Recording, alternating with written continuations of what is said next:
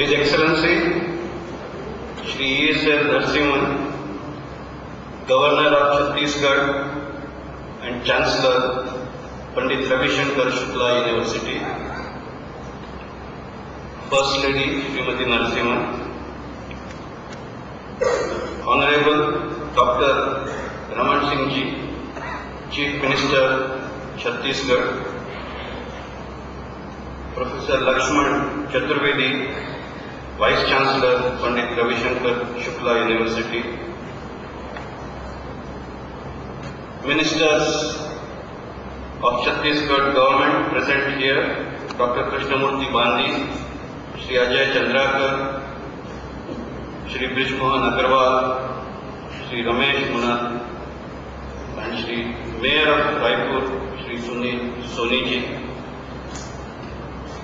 distinguished members of the executive and academic bodies of this university, members of faculty, students, ladies and gentlemen. First of all, let me express my gratitude and happiness to be able to participate in this 14th convocation of Pandit Ravi Shankar Shukla University here at Raipur in Chhattisgarh. This university is one of the oldest and the largest university of Chhattisgarh. I am impressed with the mission of the university to establish it as one of the centers of excellence in the realms of higher education at national and international level.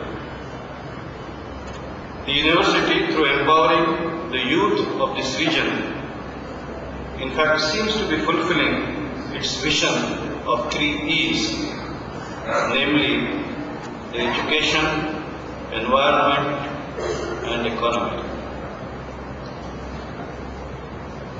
Before going further, let me express my profound and very sincere gratitude to the Chancellor, the Vice Chancellor, and the faculty of the university for the honor that all of you have done to me today.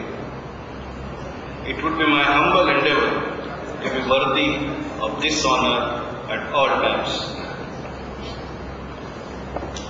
Convocation is a solemn occasion in the annual calendar of an institution of learning. It is a memorable milestone in the career span of a student, his or her mentors, and indeed everyone connected with the pursuit of knowledge in the university. On this occasion, I also wish to congratulate all those who are obtaining their degrees today, and my special compliments to those who have been specifically and specially recognized on this occasion. All of you are on the threshold of your respective professional careers. There are in fact plenty of opportunities for capable youth with the possibility of even further growth in such opportunities at the present time.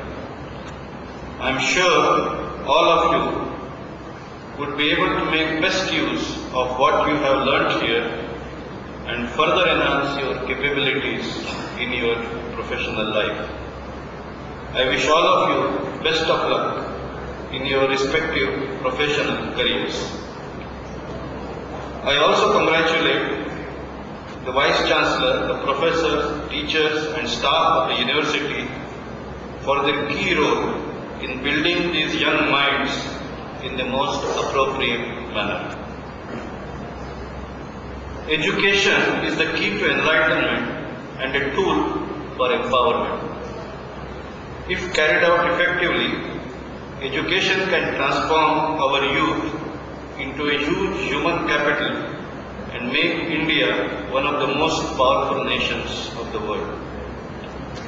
We have a unique opportunity of empowering nearly half of Indian population that would be of young, capable age at a time when most of the people in the developed countries would get past their productive age. We thus have tremendous potential to forge ahead in this knowledge economy driven competitive world. We can maximize this potential by preparing our youth to play an effective and constructive role both within the country and outside. Education is the key to this process. For this purpose, education has to be relevant to the current needs of the society while it sustains and nurtures good traditions and the value systems. Further, education has to inculcate a feeling of sensitivity towards surroundings which comprises of both the natural and human environment.